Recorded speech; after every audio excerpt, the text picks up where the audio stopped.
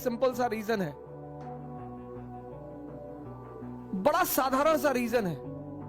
वो छत से ऊपर देख ही नहीं पाते। हम गांव में जाते थे नाना क्या, आसमान के नीचे सोते थे।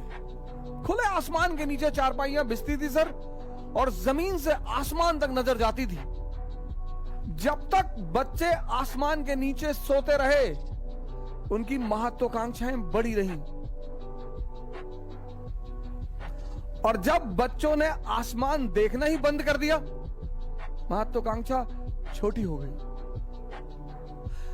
दुनिया में अगर जैसे लोग कभी कभी मुझसे कहते हैं वादा करो, मैं नहीं करता सर। गारंटी दो, वो तो दे ही नहीं सकते सर।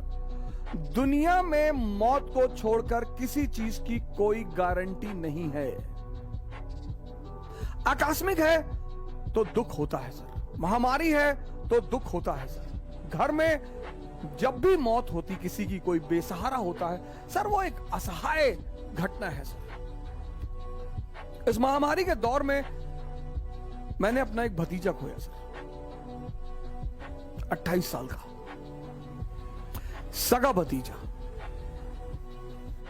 सुबह 5 बजे मैं उसे, अपनी भाभी, अपनी भतीजी को गोंडा के बस स्टेशन पर छोड़ने गया सर। जब मैं छोड़ने गया सुबह 5 बजे, तो रास्ते में ही लखनऊ की बस मिल गई। तो उसने हमसे कहा कि चाचा जी ये बस रुकवा दीजिए, लखनऊ जा रही है। और इस बार जब हमसे मिला तो उसने कहा कि, मैंने कहा तुम तो हमसे बात ही मत करो, तुमसे जब मैं कह रहा हूं कि सिविल सेवा की तैयारी करो, 1 साल मेरे कहने पे चलो तो चचा। तो जाते जाते उसने मुझसे कहा कि अब 1 साल तक जो भी कहोगे वो करूंगा।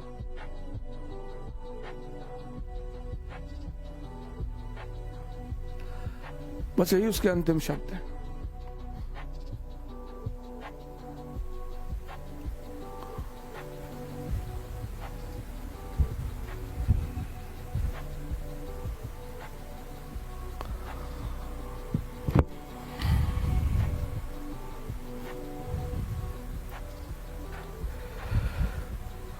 बस यही उसके अंतिम शब्द थे।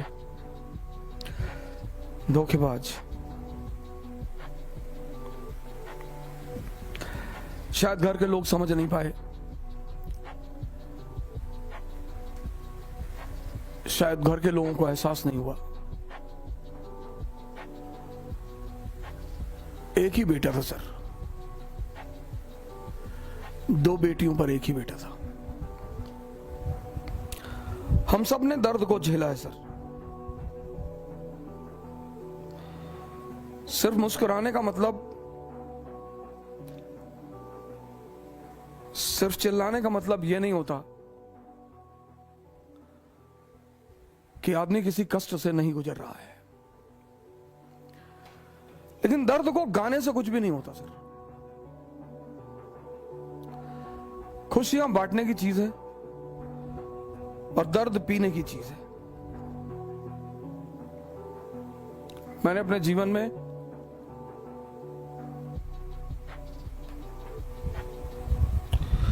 एक लंबा संघर्ष किया है। खाने के लिए भी सोचना पड़ता था सर। दिल्ली में जो डीटीसी के स्टॉप हैं, यहां पे सोया हूं।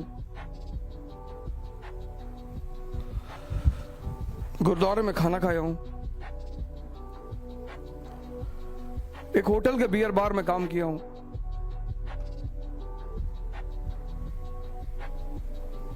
कभी फुर्सत से बताऊंगा आपको।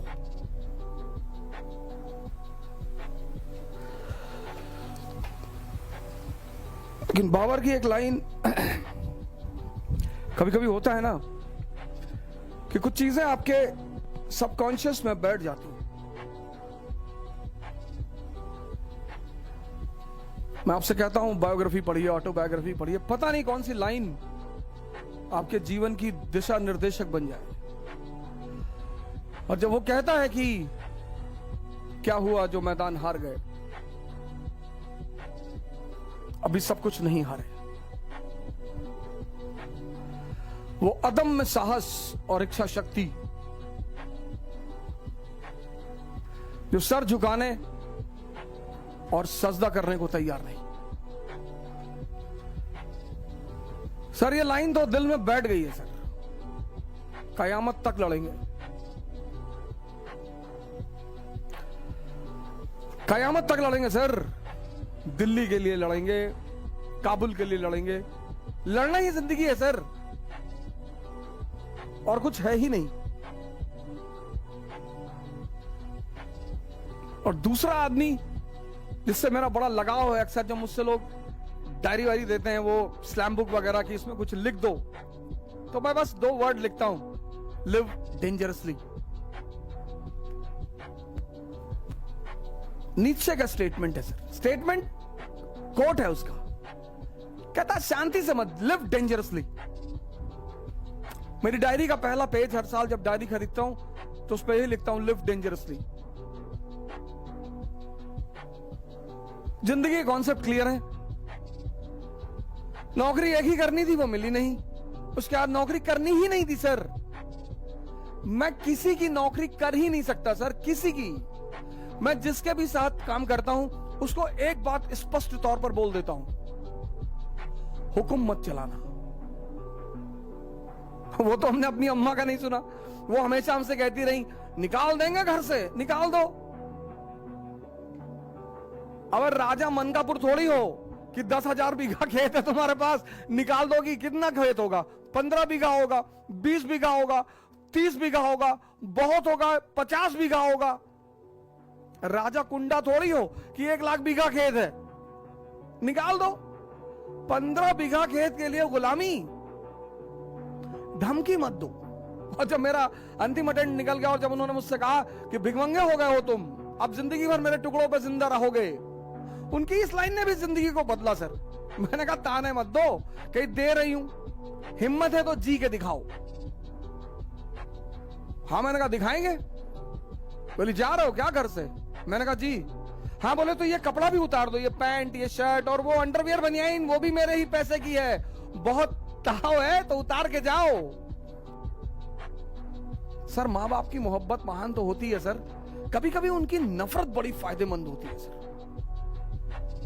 अगर वो मुझे नहीं भगाती ना, मुझे सहारा दे देती, भगवान के आशीर्वाद से हमारे साथ हैं, और मैं उनसे कहता हूं कि अगर आप मुझे सहारा दे देती तो मैं MBA कर लेता, मैं आपके साथ वकालत कर लेता, आप मुझे लखनऊ हाई कोर्ट में स्टैब्लिश करा देती, शायद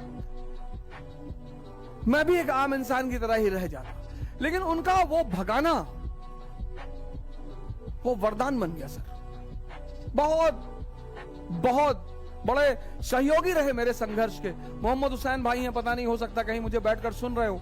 किसी जमाने में विमर्श नाम की इलाहाबाद में कोचिंग चलाते थे सर। वो मुझे पढ़ाने के बदले में सिर्फ खाना खिलाते थे, पैसे भी देते थे, कभी कभी मूड करता था तो पैसे भी देते थे, और बड़ी मदद करते थे। और मैं उनके साथ मनमोहन चौराहे पे मस्जिद है, मैं वहीं पे उनके साथ कभी कभी रहता था। अटाला ले जाते थे कबाब और रोटी खिलाने के लिए सर।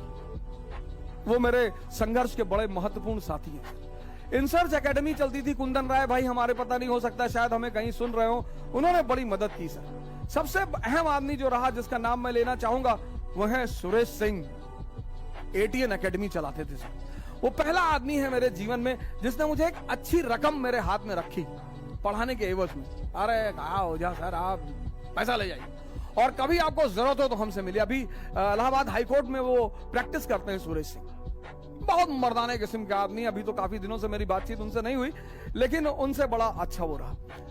फिर मैं दिल्ली चलाया, मेरे एक बड़े अहम सहयोगी रहे नीरज तिवारी जी, उन पर तो मैं एक अलग क्लास ले ही लूंगा। बड़ा रोल रहा उनका मेरे जीवन में। और मेरे मित्र हैं मनोज जायसवाल, अभी वो एक इंटीग्रिटी IAS करके संस्था चलाते हैं। उनका एक बड़ा अहम रोल रहा, बड़ी बहुत जबरदस्त सहायता की उन्होंने मेरी मुसीबत के वक्त में। और नीरज भारद्वाज जी हैं, राव IAS में पढ़ाते हैं, ज्योग्राफी पढ़ाते हैं। के बशर साहब हमारे इकोनॉमी के टीचर हैं, उनका नाम लिए तो मैं वो बात ऐसे बड़े सारे लोग हैं, मैं सबका नाम तो लेना ही चाहता हूं। और कभी मौका मिले तो इन लोगों का जो एक ऋण है मेरे ऊपर, वो ऋण भी चुकाऊंगा सर। लेकिन संघर्ष डरने की चीज नहीं है सर। संघर्ष मजा लेने की चीज है सर, कोई नहीं है, कोई किसी को फोन मिलाओगे काट देगा। जो संघर्ष से डर गया वो मर गया। सर मैं आगरा पढ़ाने गया, हमारे अमित भाई वहां कोचिंग चलाते हैं, सीएन सेंटर ऑफ एम्बिशन, ऐसे कुछ नाम है उनकी कोचिंग का, सेंटर ऑफ एम्बिशन आगरा में है, बड़ी फेमस कोचिंग है, अमित भाई चलाते हैं, अमित सिंह हमारे बहुत जबरदस्त आदमी, बड़ा फैंटास्टिक टाइप के आदमी है। आज भी हमको बुलाते हैं वो। आप आगरा एंटर करेंगे तो एक चौराहा पड़ता है, वही चौराहे पे उनकी कोचिंग है, सेंटर ऑफ एक्सेलेंस या सेंटर ऑफ एम्बिशन, ऐसे कुछ नाम है उनकी कोचिंग का। तो मैं उनके यहां पढ़ाने गया, क्लास लेने गया, तो सर मेरे जो कपड़े थे पढ़ाने वाले वो गीले थे, पैसा था नहीं जेब में, और कॉल आ गई कि भाई आपको वहां आके पढ़ाना है। मैंने कहा यार वहां पढ़ा देंगे तो 10-20-25 हजार रुपए मिल जाएंगे। तो सर नीरज तिवारी ने क्या किया, वो जो मेरे कपड़े गीले थे वो बंदा, हम यहां से आए सराय काले खां, और सराय काले खां से हमने बस पकड़ी और हमें आगरा जाना था। तो वो रास्ते भर वो मेरी शर्ट को बाहर ऐसे लटकाए रहा कि हवा चलेगी तो सूख जाएगी।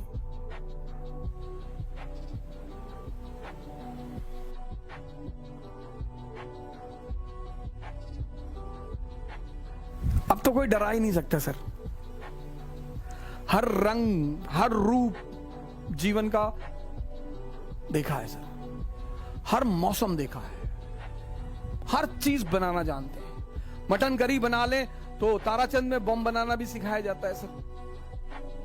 हमारा केपीयूसी छात्रावास तो उसमें डिग्री देता है सर इलाहाबाद में कि कितनी आवाज पैदा होती है। इलाहाबाद एक बहुत ही महान सेंटर है सर। तो मैं ये कहना चाहता हूं कि संघर्ष अब तो सर ये लगता ही नहीं